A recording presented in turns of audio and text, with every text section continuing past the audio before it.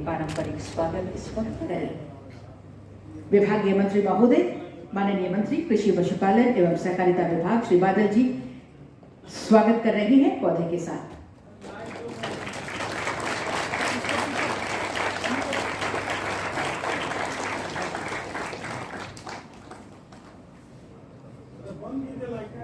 और ये अंगवस्त्र के साथ स्वागत, आपकी जोरदार तालियां हो।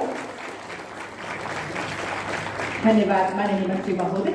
और अब मैं स्वागत अभिनंदन, ये हरियाली, खुशहाली और पवित्रता का प्रतीक पौधा प्रदान कर रहे हैं, साथ ही साथ अंगवस्त्र के साथ आपका हम सम्मान कर रहे हैं। तालियां आपकी तरफ से लगातार होती रही। धन्यवाद सर। मैं अब सादर निवेदन कर माननीय मंत्री महोदय श्री सत्यानंद भोक्ता और ये अंगवस्त्र के साथ सम्मान माननीय मंत्री महोदय श्री सत्यानंद भोक्ता जी का। धन्यवाद। सौदे के साथ करें सर। तालियां आपकी ओर से जोरदार हो।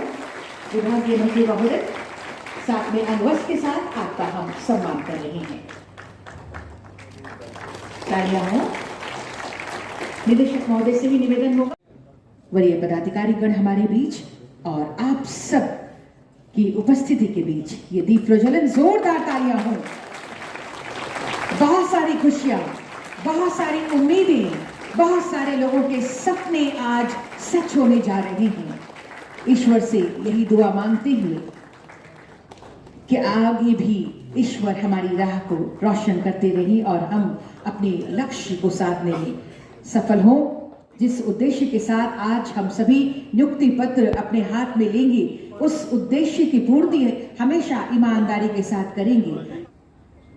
आज बड़े ही गौरव का क्षण है। माननीय मुख्यमंत्री जी के इच्छा के अनुसार विभाग निरंतर युवाओं को मौका दे रही है। अन्य विभागों के साथ हमारे कृषि पशुपालन सहकारिता विभाग में शुरू से चाहे 129 कृषि पदाधिकारियों का 22 वर्षों के बाद नियुक्ति प्रमाण पत्र देना हो, 15 AR को नियुक्त करना हो, इसके पहले 26 और पशु चिकित्सक का नियुक्ति, और उसके बाद आज 66 पशु चिकित्सक का नियुक्ति एक गौरवमयी क्षण है, जो इस विभाग ने बहुत ही कम समय में माननीय मुख्यमंत्री जी के नेतृत्व में आप सबके सहयोग से पूरा किया है। मैं आप सभी नवनियुक्त पशु चिकित्सक बंधुओं को और साथ ही आपके परिवारजनों को, जो लोग यहाँ मौजूद हैं या नहीं भी आए हैं, ढेर सारी बधाई और शुभकामनाएं देना चाहता हूँ। इच्छा तो सबकी होती है कि हम कुछ करें, पर सिर्फ इच्छा होने से बदलाव नहीं होता, निर्णय लेना पड़ता है। और लिए गए निर्णय को अमल करने के लिए एक निश्चय मन में दृढ़ संकल्प पैदा करना पड़ता है। और माननीय मुख्यमंत्री जी ने इन तीनों चीजों का समावेश कर अपने समीक्षा बैठक में विभाग को, मुझे, हमारे विभागीय सचिव अबू बकर साहब को और सभी लोगों को ये बताया कि जो वैकेंसी है, मैन पावर पहले स्ट्रांग करो, तभी हमारा रीच राज्य के मैक्सिमम लोगों तक हो पाएगा। विभाग सर आपके दिशा निर्देश में आगे बढ़ रहा है। आज हम लोगों ने वो सब करके दिखाया जो पिछले 22 वर्ष के आंकड़े और आज के आंकड़े को हम सम्मिलित करें तो एक फर्क सबको नजर आता है। चाहे ऋण माफी की योजना हो, चाहे मुख्यमंत्री सुखाड़ राहत का योजना हो, चाहे 2018-19 खरीफ रबी का लंबित फसल बीमा भुगतान हो, या फिर अपने विभाग में गजेटेड रैंक्स के ऑफिसर्स के बहाली का मामला हो, या फिर सुखाड़ के समय में किसानों को नई तकनीक वैकल्पिक व्यवस्था के साथ जानकारी देने की बात हो, हमने लाखों लोगों के उम्मीदों पर खराब करने का प्रयास किया सर, और उसका नतीजा है कि हम आज के इस ग्रैंड इवेंट को सक्सेस करने में फलीभूत हो सके हैं। ये कितना भाषण करो, क्या बात करो आप, और इतनी नियुक्तियां लगातार हो रही है। अभी परसों ही हम लोगों ने गढ़वा में लगभग 5-6 हजार बच्चों को गैर सरकारी संस्थानों में नियुक्तियां दी।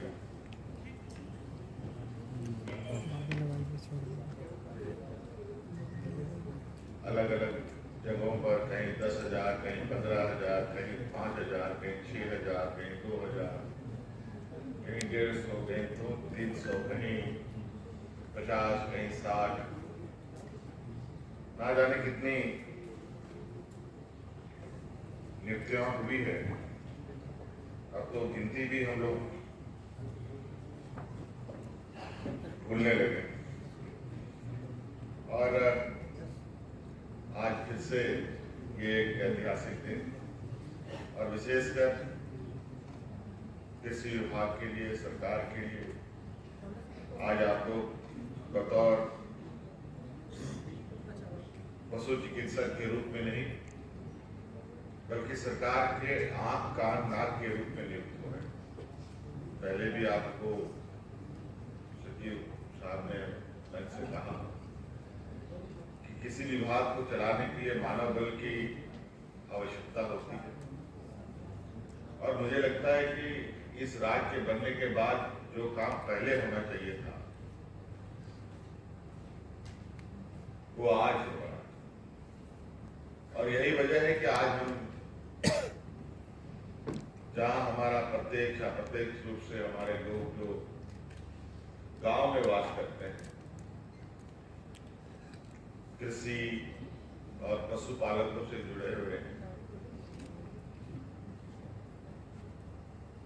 वो आज भी भगवान भरोसे ही अपना जीवन यापन कर रहे हैं।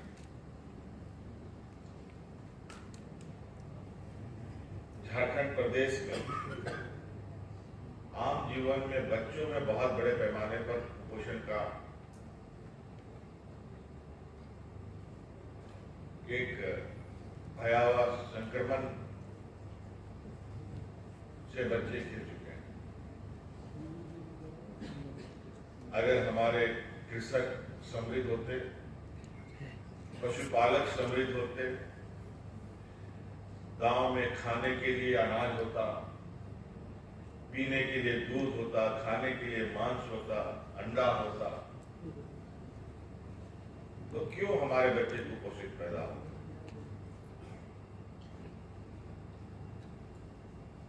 लेकिन आज जब हम चांद पर जाने की बात कर रहे हैं और जा भी रहे हैं, वहीं दूसरी ओर गांव में बच्चे कुपोषित पैदा हो रहे हैं, विकलांग पैदा हो रहे हैं। मुझे लगता है ये सही तरीका नहीं है विकास का करना। आज भी गांव में कुछ बुजुर्ग ऐसे हैं जिनकी उम्र 100 साल से ऊपर हो गई, लेकिन वो जिंदा है और स्वस्थ भी है। लेकिन अभी सर्वेक्षण में आप देखेंगे कि 100 साल की उम्र लोगों की नहीं हो रही, उनकी उम्र घट गई। तो कहीं ना कहीं स्वास्थ्य को लेकर ये सारी चीजें जुड़ी हुई।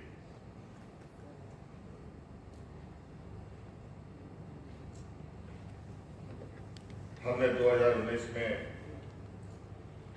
सरकार का बागडोर संभाला। हमारी सरकार ठीक से बनी भी नहीं थी, कोरोना जैसा एक वैश्विक महामारी, जिसके बारे में दुनिया को कुछ भी अता पता नहीं। यहाँ पर कई ऐसे नवनियुक्त चिकित्सक बैठे हैं जो हमारे अड़ोस पड़ोस राज्यों के भी हैं, कोई बिहार के हैं, कोई यूपी के हैं, कोई आसपास राज्यों के हैं। और आप लोगों ने उस दर्श को झेला है, देखा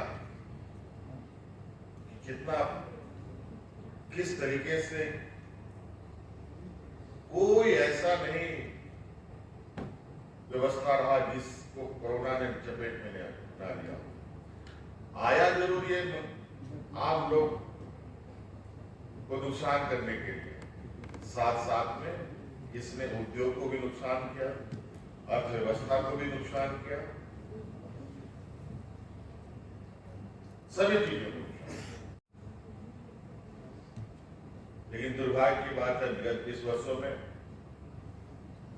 जो हमारे पूर्वजों ने इस रात के लिए किया, उसी के फल खाने में लगे थे। अंततः ये पेड़ सूखने की स्थिति पे था, जड़ों में दीमक लगने लगी, कोई नियुक्तियां नहीं, जो भी नियुक्तियां आई सभी नियुक्तियां कुछ न कुछ उलझनों में उलझते चले गए। लेकिन इसी दौरान हम लोगों ने शिक्षकों की बहाली की, इंजीनियर्स की बहाली की,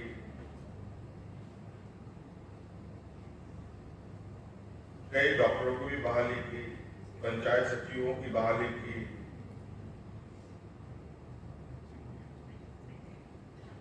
कोषागार लिपिक की बहाली की, अलग अलग विद्यालयों में अलग अलग शिक्षकों की बहाली की, बड़े पैमाने पे 500 के लगभग शिक्षा पदाधिकारी की नियुक्ति की। इस राज्य में पहली बार हम लोगों ने पशु चिकित्सा का भी आपसे पहले, इससे पहले 30-35 लोगों की नियुक्ति की थी। जेपीएससी जैसे संस्था, जहां आज पूरा देश, गुजरात जैसा राज्य आज तक एग्जाम कंडक्ट नहीं करा पा रहा, लेकिन हम लोगों ने स्वयं जेपीएससी, जहां ये लोग पूर्व में साल 1.5 साल लगता था इनको रिजल्ट प्रकाशित करने में, हम लोगों ने मात्र 2-2.5 महीने के अंदर रिजल्ट प्रकाशित करके राज्य के अंदर बीडीओ, सीओ, कलेक्टर बना करके नियुक्त अलग अलग जगहों पर नियुक्ति किया। और सुनकर आपको आश्चर्य होगा कि उन नियुक्तियों में राज्य के ऐसे गरीब जिसकी मां आंगनबाड़ी सेविका, सहायिका है, किसी का माता पिता मनरेगा में मजदूर है, किसान है, जो बीपीएल के राशन कार्ड से उसका घर चलता है, उनके बच्चे आज बीडीओ, सीओ और कलेक्टर बन करके राज्य को सेवा करें।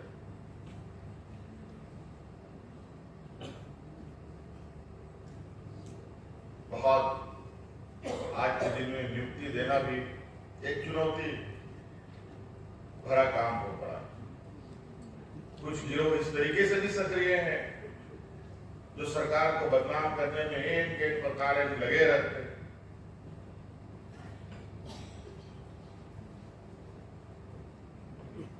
कोई एग्जाम हुआ नहीं कि उसमें ये त्रुटियां, उसमें वो त्रुटियां, कोर्ट कचहरी दुनिया भर की थी। तो हम लोगों ने सोचा इसका क्या उपाय। फिर हम लोगों ने सोचा कि कुछ कड़ा कदम उठाए। तो हम लोगों ने विधानसभा से एक ऐसा कानून पारित किया कि भी जो भी एग्जाम होगा उसमें कहीं भी कोई त्रुटियां होगी, किसी भी स्तर पर होगा,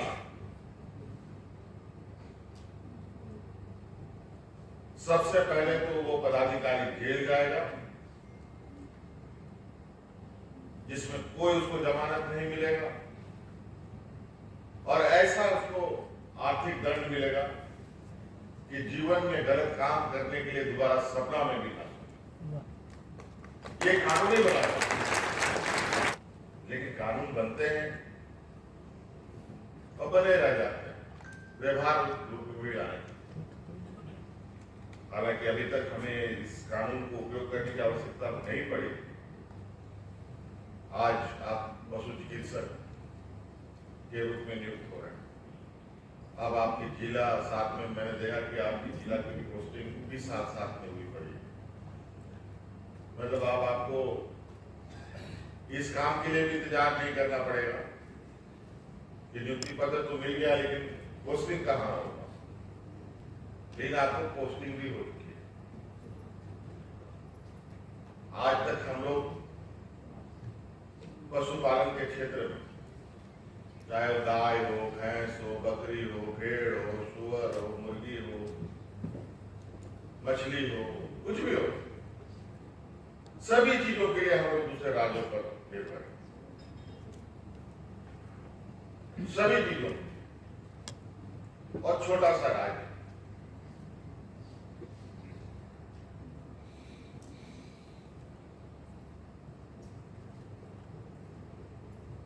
तो मुझे लगता है कि ये एक बहुत बड़ा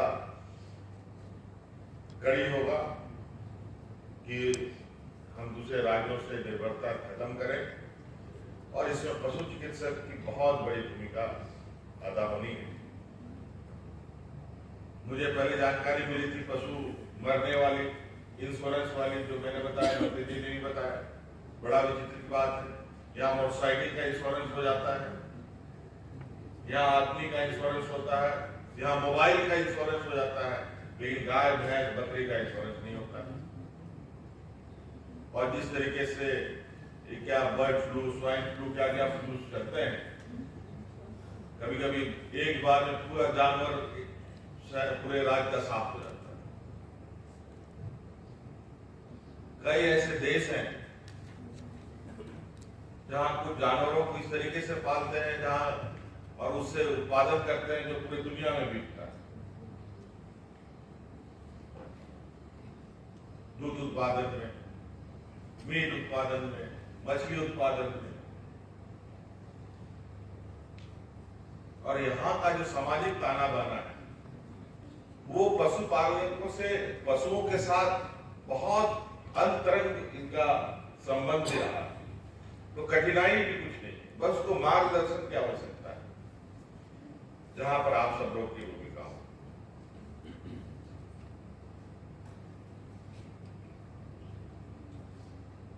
आज हम लोग बिल्कुल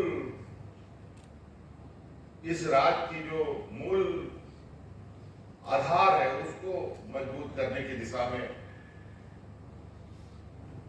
काम कर रहे हैं। उसका एक आज आप एक कड़ी के रूप में जुड़ रहे हैं।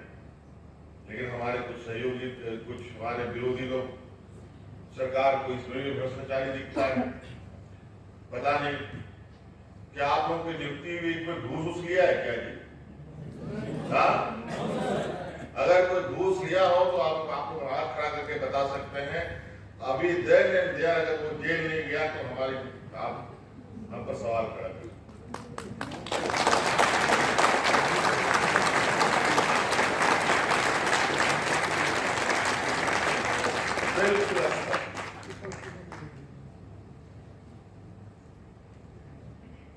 तो इसीलिए और हमारी नियुक्तियां, ये नियुक्ति आपको नियुक्ति साधारण नियुक्ति नहीं है।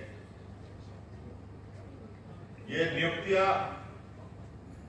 आपको नौकरी जरूर मिली, लेकिन नियुक्ति के साथ आपकी चिंता भी हमारी इतनी बड़ी है कि आपको सामाजिक सुरक्षा के साथ जोड़ते हुए पुरानी पेंशन भी हम आपको दे रहे हैं।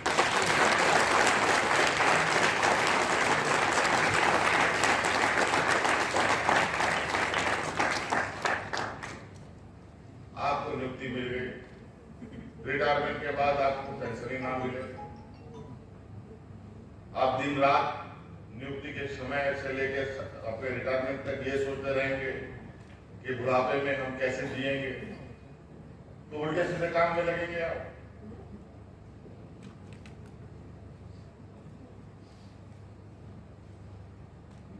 मैं चाहूंगा कि अगर सरकार इतनी संवेदनशीलता के साथ अपने कर्मचारियों की चिंता करती है, अगर हमको आप पर विश्वास है, आप पर हमें